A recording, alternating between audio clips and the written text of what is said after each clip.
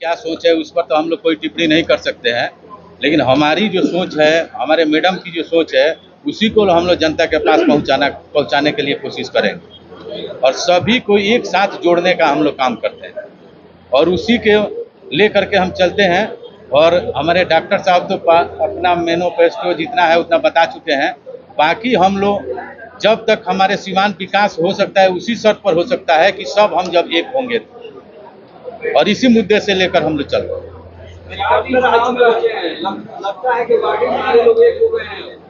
ये कहने की जरूरत नहीं है, आप मीडिया बंधु हैं, इसमें हम कहें तो होगा कि जो हाँ ये पार्टी लेवल के मैडम के साथ है तो कर रहे हैं। आप लोग तो घूमते हैं, सब जगह देखते हैं कि सब लोग मैडम के साथ है। यहाँ जो भी लोग भी है देखिए, सब कास्ट के लोग हैं, सब जाति के हैं, सब धर्म के लोग हैं, इसमें कोई बराबर नहीं। इसलिए हमारा जो मिशन है वो 100% कामयाब है। मोदी जी के आने के बाद बहुत लोगों का हृदय परिवर्तन होगा। आप चूंकि अजय सिंह के भाई हैं और काफी बढ़िया तरीके से सीवान को जानते हैं, क्या हो सकता है? देखिए, मोदी जी हो चाहे जो भी नेता हो, बड़े नेता हो, उस पर ज्यादा हमको टिप्पणी करने की जरूरत नहीं है। लेकिन सीवान का जो प्रत्याशी, सुयोग्य प्रत्याशी जो होगा, वही ये सीवान का विकास कर सकता है।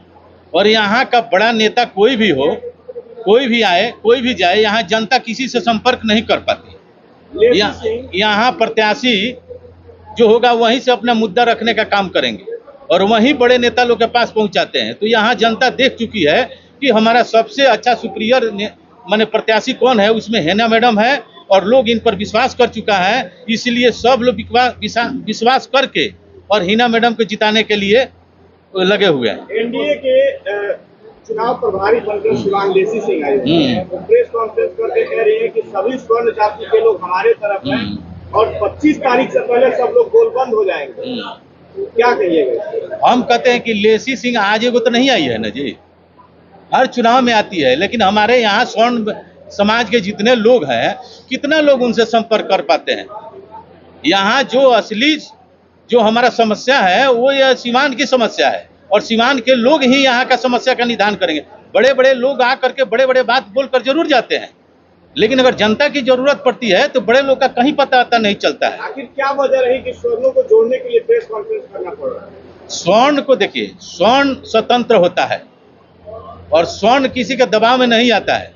और स्वर्ण की यहाँ बात करने की तो कोई जरूरत नहीं है। जब सारे धर्म के लोग, सारे जाति के लोग, तो हम तो स्वर्ण पर बात कर नहीं सकते हैं, क्योंकि हर जाति के लोग इसमें है। तो हम स्वर्ण की क्यों बात करें? और स्वर्ण क्यों, अगड़ी पिछड़ी बैकवर्ड फॉरवर्ड सारे लोग मैडम के साथ कदम में कदम मिलाकर चलते हैं, तो इसमें हम स्वर्ण की क्यों बात करें?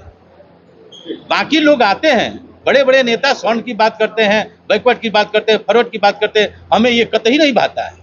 हमको केवल वोटर माने जाते हैं, वो इस बार हिना साहब के साथ मजबूती से खड़े हैं। क्या उम्मीद दिलाते हैं? बिल्कुल बिल्कुल बिल्कुल इसी उम्मीद में कि जो हमारे सीवान का विकास, और हम निर्दलीय प्रत्याशी इसलिए हमारा है कि जहां सरकार, अच्छी सरकार बनेगी, हमारे सीवान का विकास करेगा, उसी के साथ हम कदम में कदम मिलाकर चलेंगे।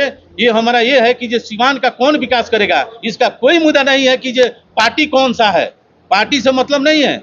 हमारी मुद्दा एक ही है कि सीवान का विकास कौन करेगा, कौन पार्टी मजबूती हमको देता है, उसी के साथ हम लोग अपना कदम में कदम मिलाकर चलेंगे। चुनाव में जिस तरह विधानसभा की तस्वीरें आ रही है, बाकी जगह जो चुनाव हो रही है, 4 दिन चुनाव में ऐसे बचा है, क्या अपील करेंगे? क्या चाहेंगे? अपील क्या करेंगे? हमारे सीवान वासियों को मैं हाथ जोड़कर कहता हूं कि सबका समय दिया गया है, एक बार हिना मैडम को दे करके और देखा जाए, इनकी भी विकास को हम लोग पूरे जनता देखा जाए। और अगर अच्छी विकास होता है, अच्छी अगर पहल होती है, तो अगला बार फिर मजबूती से हम लोग हिना मैडम को लाएंगे।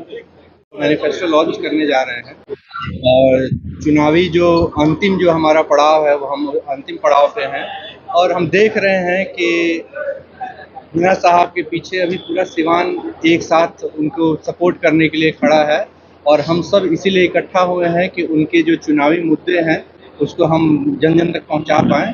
तो अभी हम इसलिए एक यहाँ पे एकत्रित हुए हैं और उस बारे में भी बात करेंगे। तो चुनावी मुद्दे, क्योंकि बहुत सारे प्रत्याशी पहले ही अपना घोषणा करते हैं, ये भी 2 दिन पहले देखा जाए तो चुनाव प्रचार बंद हो जाए, तो समय में इसका कितना असर हो जाए? जी बिल्कुल होगा, लोगों तक तो बातें तो पहुंची हैं। हाँ, ये तो एक ऑफिशियल ये है कि हम लोग क्या क्या करना चाहते हैं। बातें तो सब तक पहुंच ही चुकी हैं कि अब तक हम अपना जनसंपर्क कर रहे हैं, उसमें लोगों को पता है कि हम क्या करना चाहते हैं। और इस बारे में हम सबको अब क्लियरली बताना चाहते हैं कि हमारा मेन उद्देश्य क्या है। जो प्रत्याशी पिछले 15 सालों से बिना थके बिना हारे सिवान की प्रगति के लिए आगे चलना चाहती हैं, आज हम सब मिल के यही कोशिश कर रहे हैं कि उनके हाथों को थोड़ा मजबूत किया जाए, ताकि जो 15 साल से जो वो बिना थके बिना हारे हर किसी के सुख दुख में सिवान के बारे में सोचते हुए जो काम करना चाहती हैं, हम लोग उनके हाथों को मजबूत करें ताकि वो सिवान की जनता के लिए बहुत सारा सौगात दे पाएं और सिवान की जनता उससे बेनिफिटेड हो।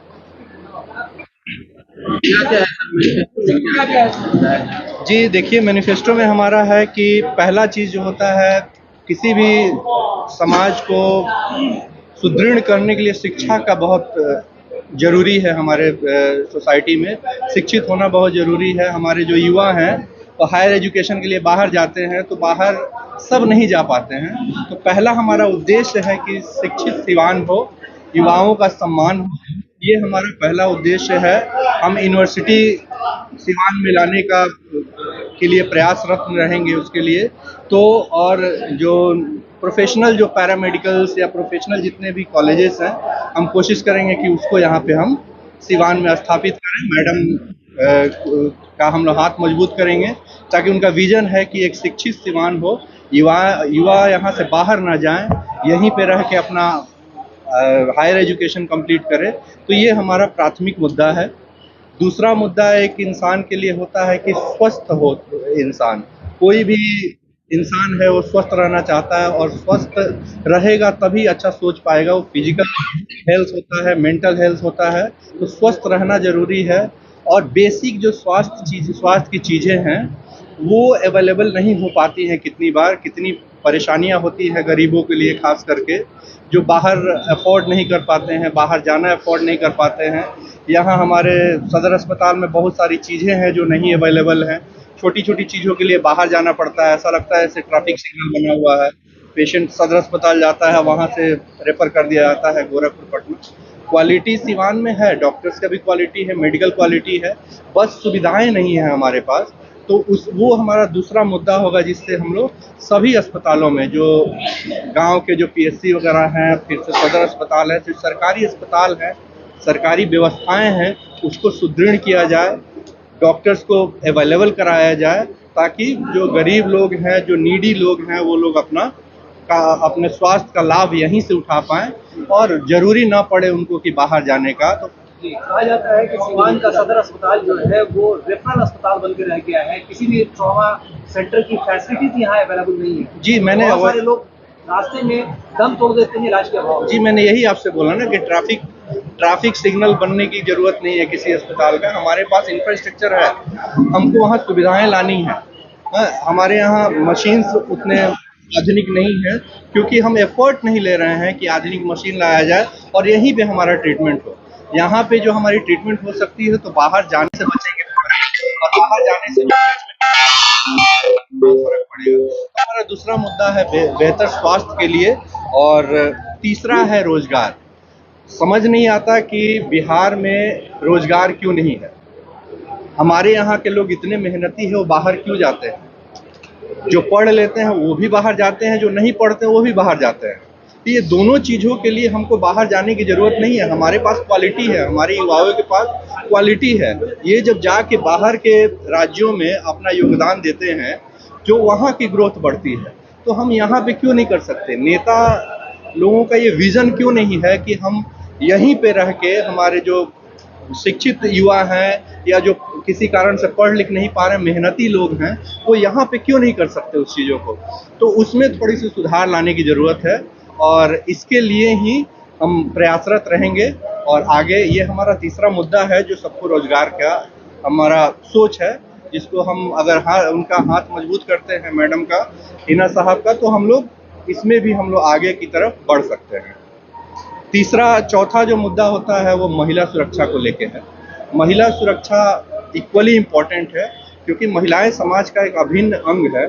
अगर महिला अपने आप को सुरक्षित फील करेंगी तो वो बहुत सारे जगहों पे जाके योगदान दे पाएंगी, अपना नौकरी कर पाएंगी फ्रीली, और बाकी भी जो घर चलाती हैं बाहर की भी चीज़ों में अपना योगदान दे पाएंगी। तो ये हमारा सबसे एक मुद्दा है जिसको हम लोग सुदृढ़ करने की कोशिश करेंगे। पांचवा है हमारा किसान, जो हमारे ये है जो किसान वर्ग है उसके लिए भी हमारे पास फैसिलिटीज़ कम मिलते हैं। उनको अनाज उनका जो निकलता है उसके प्राइजेस कम मिलते हैं। उसमें हम लोग कोशिश करेंगे बेहतर से बेहतर उनको कैसे मूल्य दिया जा सके या बेहतर से बेहतर सुविधाएं दिया जा सके, ताकि वो लोग अपने जो अपना मेहनत है उनका बेहतर फल मिल पाए। और छठा जो है हमारा, वो तो शुरू से ही जो ये रहा है विकास हमारा, देखा है कि हमने पिछले कुछ सालों में तो कुछ खास विकास हुआ नहीं है, तो वो सिवान विकास करेगा तो बाकी हम लोग आगे बढ़ेंगे। सिवान विकास करने का मतलब जो चारों पांचों में मैंने आपको जो मुद्दा बताई है, अगर इस पे हम अच्छे से काम करते हैं तो विकसित सिवान होना ही है।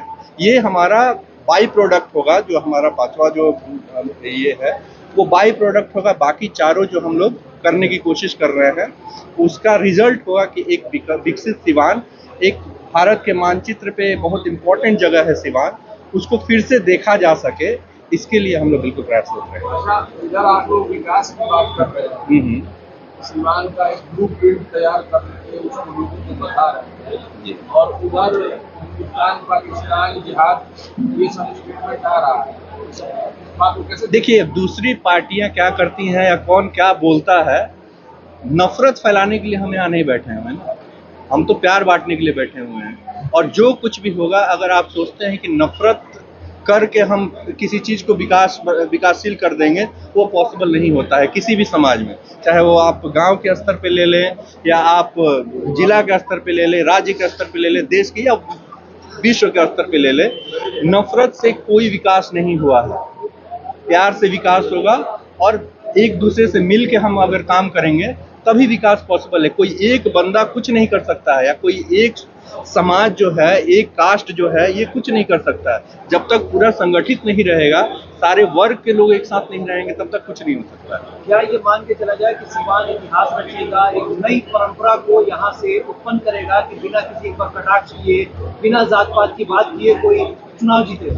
अगर ऐसा होता है, ये होगा और ये मिसाल बनेगा कि आप बिना कास्ट की बात किए, बिना रिलीजन की बात किए, बिना किसी को गाली दिए, आप अपने काम के बल पे, अपने सौम्यता के बल पे आप चुनाव जीत सकते हैं। ये ऐसा होगा, और ऐसा होगा तो और अच्छे लोग राजनीति में आएंगे, और अच्छे लोग राजनीति में आएंगे जिनको कास्ट पॉलिटिक्स अगर हटता है, कास्ट रिलीजन इन सब चीज़ों को लेकर अगर बात न करके विकास के लिए बात किया जाए, तो ये बहुत बड़ी उपलब्धि होगी। और ये होगा, मुझे लगता है कि इस बार सिवान ऐसा देखेगा। भाई बैठे हुए हैं, ये इस बात का सबूत है कि सिवान एक धागे में आ चुका है और एक रंग में रंग चुका है। बिल्कुल रंग चुका है।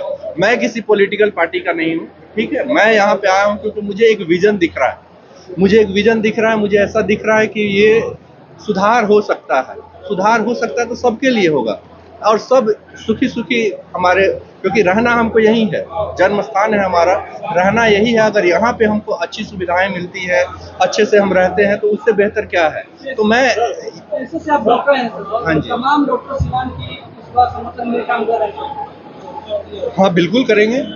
जिनको जहाँ भी सुरक्षित महसूस करेंगे तो लोग समर्थन करेंगे, बिल्कुल करेंगे। सर, आप लोग जो मैनिफेस्टो लेकर आए हैं उसको पूरा करने के लिए किसी न किसी अलायंस के साथ जाना पड़ेगा। बिल्कुल जाना पड़ सकता है। ये सोनली मैडम का डिसीजन होगा। देखिए, अभी तो निर्दलीय हम चुनाव लड़ रहे हैं, मैडम चुनाव लड़ रही है। बाकी जो प्रोग्रेस, मैंने आपसे अभी कहा, अकेला इंसान कुछ नहीं कर सकता है, उसको एक संगठन की जरूरत होती है। ऐसा नहीं है, सब मिल के काम करेंगे तभी कुछ होगा। अगर इनको लगता है कि कहीं बाधा आ रहा है या इनकी विचार से कोई पार्टी का विचार मिलता है, तो जरूर उस बारे में सोचेंगे, बिल्कुल सोचेंगे, सोचना चाहिए। डॉक्टर साहब, हिना साहब ने एक नारा दिया कि सबकी रंग हमारे।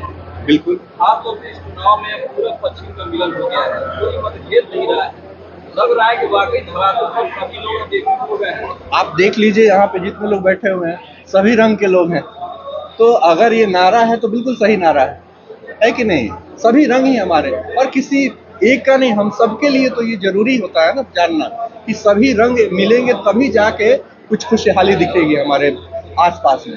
तो एक बिल्कुल सही बात है, आप मिला भी सकते हैं कि सभी लोग यहाँ एकत्रित हुए हैं और सभी लोग उस चीज को लेके आगे बढ़ रहे हैं।